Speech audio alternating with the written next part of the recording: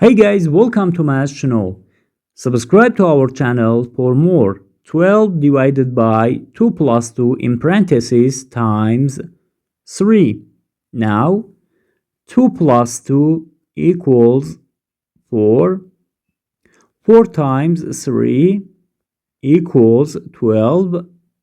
And now, 12 divided by 12 gives us 1. But this answer is not correct because according to the order operations, we have to solve this expression in this way.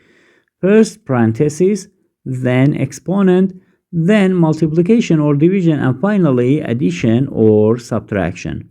Remember that multiplication and division have equal priority, and addition and subtraction have equal priority too. Now, according to the PEMDAS that is here, in first step, we have one parenthesis that we have to solve it first, not this division and this multiplication. If we do this division and multiplication first, it is wrong. So we have to start with this parenthesis.